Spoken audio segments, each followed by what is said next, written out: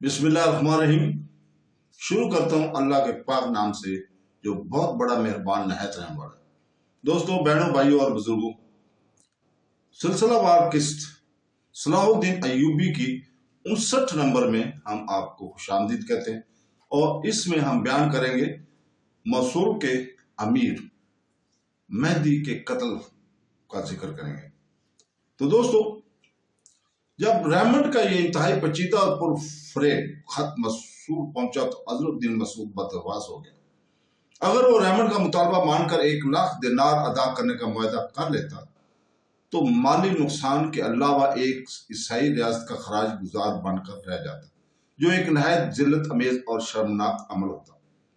बहुत मुमकिन था कि जब ये रसवा कुन खबर अवाम में पहुंचती तो वो भी अपने हुक्मरान से बदगुमान होकर बगावत पर उतर आते, और अगर अज़दुद्दीन मसूद शाह यरूशलेम की पेशकश ठुकरा देता तो रेमंड पहले ही दर पर दर अपने खत में ये धमकी दे चुका था कि इत्तेहाद सलासा खत्म हो चुका है, और इस सूरत में वो सिर्फ सलाहुद्दीन अय्यूबी के रहमो करम पर रह जाता। मसला इस कदर उठ चुका था कि इसने वाली मौसुल की नींदें हराम कर दी और सलामती का कोई रास्ता नजर नहीं आ रहा था। बिलाखिर अज़दुद्दीन मसूद ने अपने खास उमरा का खुफिया इजलास तलब कर लिया और इनके सामने तमाम सूरत हाल पूरी तरह तफसील के साथ बयान कर दी। वाले मौसुल का ख्याल था कि इसके सारे उमरा नफरत और हकारत के साथ यरूशलेम रेमंड की इस पेशकश को मुस्तरद कर देंगे, मगर इस वक्त अज़रुद्दीन मसूद की हैरत की इंतहा न रही जब सारे उमरा ने एक ईसाई हुक्मरान की इस तजवीज की पुरजोश हमायत कर दी। सियासत इसी का नाम है। हर कीमत पर अपने आप को हलाकत से बचाया जा। मौसुल के एक अमीर बलकान ने बुलंद आवाज में कहा, वक्त हमेशा एक रफ्तार से आगे नहीं बढ़ता। गर्मी के बाद सर्दी का मौसम आना लाजमी है। हमें किसी न किसी तरह इस क़यामत खेज गर्मी को गुजार देना चाहिए, फिर अच्छा मौसम आते ही इस मुआहदे को तोड़ा भी जा सकता है। फिर वक्त तो हमें इस तेज धूप में एक नया सहबान की जरूरत है। फिर जैसे ही अमीर बलकान खामोश हुआ, दूसरा अमीर शारब बोल उठा, इस खासब सलाहुद्दीन से महफूज रहने का एक ही तरीका है कि हम ताकतवर हलीफ तलाश करें, और इस पूरे इलाके में शाह यरूशलेम से ज्यादा ताकतवर कोई दूसरा हाकिम नहीं है। अमीर शारब ने घुमा फरा कर अमीर बलकान की तारीफ ही कर दी। फिर इस खुफिया इजलास में मौजूद तमाम उमरा ने एक एक करके शाह यरूशलेम रेमंड की पेश करदा तजवीज को वक्त की अहम तरीन जरूरत करार दे दिया।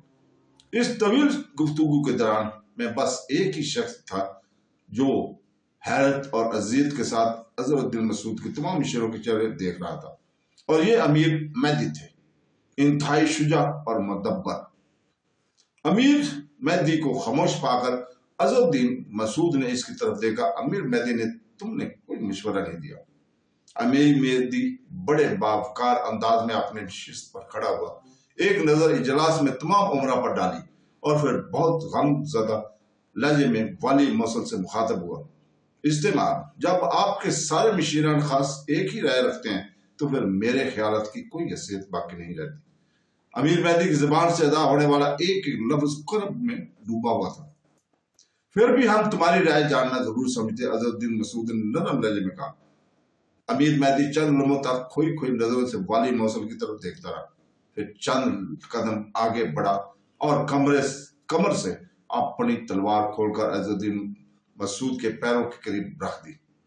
अमीर मेहदी के इस तर्ज अमल से कमरे की फजा पर गहरा सराहना छा गया। हर अमीर अपनी अपनी जगह शिद्दत हैरत में मुब्तला और चुपचाप साध।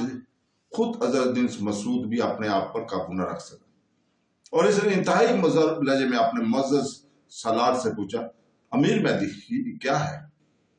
ये शमशीर मुझे सुल्तान आदल ने अता की थी। अमीर मेहदी ने बहुत अफसरदा लहजे में कहा। तो फिर समान आदल की इस निशानी को अपने जिस्म से अलग क्यों कर रहे हो? वाली मौसुल अज़रुद्दीन मसूद की हैरत अभी तक बरकरार थी। मैं समझता हूं कि अब मेरा नहीफ दिलागर जिस्म इस अमानत के बारगाह को उठाने के काबिल नहीं है। अगरचे अमीर मेहदी के लहजे में अब भी गहरी उदासी चलक रही थी, लेकिन फिर भी इसकी तर्ज अदा में एक सफेहाना शान थी। جب کسی سپاہی کو شمشیر دی جاتی ہے تو در پردہ اس سے ایک حلف بھی لیا جاتا ہے کہ وہ جان دے کر اپنے مذہب اور ملک و ملت کی حفاظت کرے گا، مگر میں بسط اثرت و یاس اپنے حلف توڑ رہا ہوں کہ اس حلف کو توڑے بغیر وہ بات کہی نہیں جا سکتی جسے آپ سننا نہیں چاہتے۔ حضرت الدین مسعود کے ماتھے پر بل پڑ گئے۔ امیر مہدی، تم اچھی طرح جانتے ہو کہ ہم اور الجھی ہوئی گفتگو سننا پسند نہیں کرتے۔ والی موصل کا لہجہ سخت تھا، اسی لیے میں خود کو آپ کے ملازمت سے آزاد کر رہا ہوں جو ایک غلامی بن کر رہ گئی ہے۔ اس کے بعد کیا کرو گے؟ حضرت الدین مسعود کا لہجہ کچھ اور سخت ہو گیا تھا۔ اب میں سلطان عادل کے نمک کا حق ادا کروں گا۔ امیر مہدی کے لہجے سے قرب جھلک رہا تھا، مگر اس کے ساتھ ہی استقامت شجاعت میں بھی نایاب تھی۔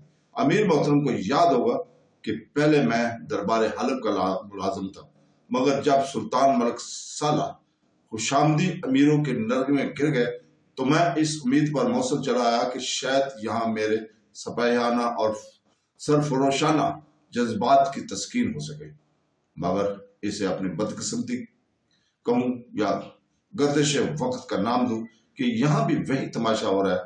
میں 1 سال سے خاموشی کے ساتھ مسلسل اس بات کا جائزہ لے رہا ہوں کہ صلاح الدین ایوبی کا کوئی قدم بھی ملت اسلامی کے مفاد کے خلاف نہیں ہے۔ اگرچہ سلطان عادل کے خاندان کا ہر فرد اس مرد مومن کو غلام زادہ، غاصب اور نمک حرام قرار دیتا ہے، لیکن اولاد زنگی کے ساتھ اس کا ہر عمل خادمانہ ہی ہے۔ ہر بار ابھی امیر مہدی کی گفتگو نہ تمام ہوئی تھی کہ والی موصل جوش و غضب میں چیخ اٹھا۔ امیر مہدی، تمہیں اس بات کا ہوش ہے کہ تم کس جرم کے مرتکب ہو رہے ہو؟ عزت مآب، میں اپنے پورے ہوش واس میں ہوں۔ اچانک امیر مہدی کا لہجہ بھی بے نیازانہ ہو گیا تھا۔ آپ میرے جس جرم کی نشاندہی کر رہے ہیں اسے سیاست کے مذہب میں ایسا گناہ عظیم تصور کیا جاتا ہے کہ جس کی معافی نہیں ہوتی۔ پہلے میں نے اپنی سزا منتخبی کی ہے، پھر زبان کھولی ہے۔ مجھے معلوم ہے کہ آج کے بعد میں نہیں بولوں گا، مگر میری درخواست ہے کہ مجھے اپنی بات مکمل کر لینے دو تاکہ دربار موصل کے در و دیوار گواہ رہیں۔ سلطان عادل کے ایک خادم نے حق نمک ادا کر دیا ہے۔ تمہارے گناہ کی سزا تو مقرر کی جا چکی ہے، مگر ہم اپنے شاہانہ اقتدار اور قدرت کے آبرو رکھتے ہوئے تمہیں چند سانسیں بخشتے ہیں تاکہ تم اپنی بات مکمل کر سکو۔ استماع، اس عنایت کا بے حد شکریہ کہ آپ نے مجھے میری بات مکمل کرنے کا موقع دے دیا۔ رہا سانسوں کا معاملہ تو قدرت کے یہاں شمار کی جا سکتی ہیں، ان میں آپ اضافہ کر سکتے ہیں اور نہ کمی۔ اس طویل اجلاس کے دوران میں پہلی بار امیر مہدی کے ہونٹوں پر ایسا تبسم نما ہوا جس میں گہرا اطمینان اور سکون شامل تھا۔ وہ اپنے ان ساتھی عمرہ سے مخاطب ہوئے جو شاہ یروشلم کی پیش کردہ تجویز کو نہ صرف حمایت کر رہے تھے بلکہ اس معاہدے کی وقت کی اہم ترین ضرورت بھی قرار دے رہے تھے۔ میرے نردان ساتھیوں، جب قرآن کریم میں واضح طور پر اس امر کی نشاندہی کی جا چکی ہے کہ یہود و نصارہ ہمارے دوست ہو ہی نہیں سکتے، تو پھر تم کس امید پر شاہ یروشلم کی طرف دوستی کا ہاتھ بڑھا رہے ہو؟ تم ان اہل ایمان کا دھوکہ دے رہے ہو جنہوں نے تم پر اعتبار کر کے تمہاری امانت کو تسلیم کیا، یا پھر معاذ اللہ احکام خداوندی کا مذاق اڑا رہے ہو۔ یہ کہتے کہتے امیر مہدی کا لہجہ انتہائی تلخ اور تند و تاز ہو گیا۔ کیا روئے زمین پر بسنے والے تمام کلمہ گو مر چکے ہیں جو تم موصل کے دفاع کے لیے اپنے بدترین دشمن کو صدائیں دے رہے ہو؟ کیا دنیا کا کوئی ہوش مند انسان قزاقوں اور لٹیروں کا اپنے گھر کی نگہبانی پر تعین کر سکتا ہے؟ اگر موصل کا خزانہ اس قدر لبریز ہو چکا ہے کہ اس میں مزید دولت رکھنے کی جگہ باقی نہیں رہی ہے تو پھر خدا کے لیے یہ رقم موصل کے ان غیرت مند مسلمانوں تقسیم کرو جو ریاست کی حفاظت کے لیے اپنے خون کا آخری قطرہ تک بہا دیں گے۔ یہ کہہ کر امیر مہدی نے اپنا زاویہ تبدیل کیا اور والی موصل عز الدین کے آنکھوں میں آنکھیں ڈال کر مخاطب ہوا۔ اے سلطان عادل کے لائق احترام وارث، اپنے عظیم بزرگوں کی انتہائی قیمتی ورثے کو غیروں کے ہاتھ اتنے سستے داموں فروخت نہ کرو کہ اہل ایمان کی آنے والی نسلیں ہمارے نام لے کر لعنت دے دیں اور ہماری قبروں پر آ کر تھوکیں اور اپنے بچوں کو بتائیں گے یہ سو رہے ہیں۔ وہ ننگ دین اور ملت جنہوں نے کثیر تعداد میں ہوتے ہوئے بھی غلامی کی دستاویزات پر دستخط کیے اور ایشیا کوچک کے مٹھی بھر عیسائیوں کو خراج ادا کیا۔ امیر مہدی نے اپنے بے مثال جرأت اعزاز سے کام لیتے ہوئے اظہر الدین مسعود اور اجلاس میں شریک ہونے والے ایک ایک امیر کے چہرے سے منافقت دریا کاری کا نقاب نوچ پھینکا تھا۔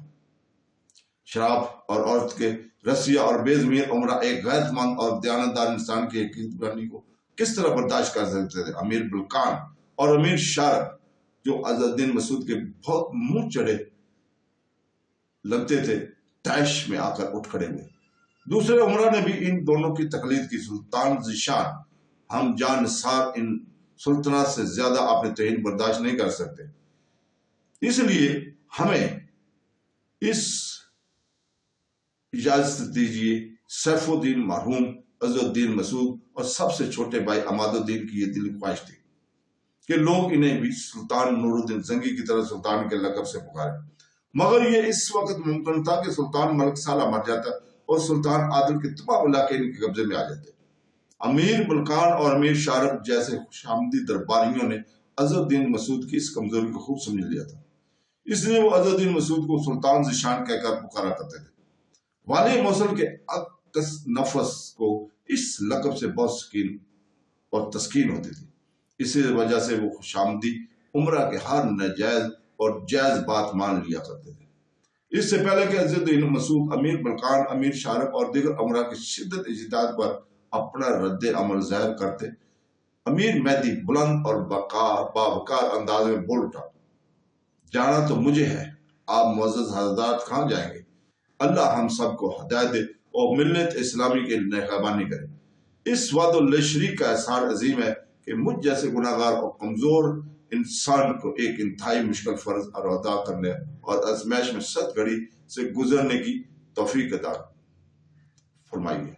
امیر مہدی اظہر الدین مسعود اور تمام عمرہ موصل کی نظروں میں غدار سلطنت قرار پا چکے تھے۔ پھر اسی رات اس کی قسمت کا فیصلہ ہو گیا۔ قتل ہونے سے پہلے امیر مہدی کا جوان سال بیٹا ہادی اور بیوی قید خانے میں ملنے آئے تو اس نے ایک ہی وصیت کی، میری لاش کو موصل میں دفن نہ کرنا، اگر ممکن ہو سکے تو اس تن مردہ کو دمشق لے جا کر مدرسہ نوریہ کے ایک گوشے میں زمین کے حوالے کر دینا۔ یہ سن کر امیر مہدی کی بیوی اور بیٹا رونے لگے تو اس نے مجاہدانہ لہجے میں اپنے وارثوں کو تسلی صبر کے ساتھ اللہ کا شکر ادا کرنے کا کہا اور کہا کہ تمہارا باپ حرام موت نہیں مر رہا ہے۔ امیر مہدی نے انتہائی محبت سے شریک یاد کے شانے پر ہاتھ رکھا، اہل ایمان کے لیے اللہ کی رحمت کا سایہ کافی ہے، باقی تمام سائے ڈھل جانے والے ہیں۔ پھر اس نے اپنے خوبصورت اور جوان بیٹے ہادی کے ماتھے کو بوسہ دیا، میں تم سے راضی ہوں کہ تم ایک فرمانبردار بیٹے ہو، تمہارے باپ نے تمام زندگی بس ایک ہی دعا کی ہے کہ اللہ بھی تم سے راضی ہو جائے۔ تمہیں جب بھی موقع ملے تو مسلمانوں کے حقیقی امیر صلاح الدین ایوبی کی خدمت میں حاضر ہوگا، میرا سلام عقیدت پیش کرنا۔ میں والی موصل کی ملازمت سے استعفیٰ دے کر مصر جانا چاہتا تھا، مگر وقت نے میرا ساتھ نہیں دیا، اللہ تم دونوں کا محافظ اور نگہبان ہو۔ یہ کہہ کر امیر مہدی نے دوسری طرف منہ پھیر لیا تاکہ بیوی اور بیٹا اس کی آنکھوں میں آنے والے آنسو کو نہ دیکھ سکے۔ نصب شب کے اندھیرے میں امیر مہدی کو قتل کر دیا گیا۔ مقتول کی وصیت کے مطابق امیر مہدی کی بیوی نے اظہر الدین مسعود کی خدمت میں شوہر کی لاش دمشق لے جانے کی درخواست پیش کی، مگر والی موصل نے انتہائی نفرت اور حقارت کے ساتھ اس موجودہ عورت کو دھتکار دیا، ہم ایسے نمک حرام اور نمک خوار غدار سلطنت کی قبر میں بھی اپنے سامنے رکھنا چاہتے ہیں تاکہ مٹی کے اس ڈھیر کو دیکھ کر ہماری آنکھیں ٹھنڈی ہوتی رہیں۔ تو دوستو اس کے ساتھ ہی آپ سے اجازت چاہتے ہیں، کل انشاءاللہ تعالی ہم اگلی قسط میں آپ کے سامنے پیش ہوں گے اسی وقت۔ اللہ حافظ۔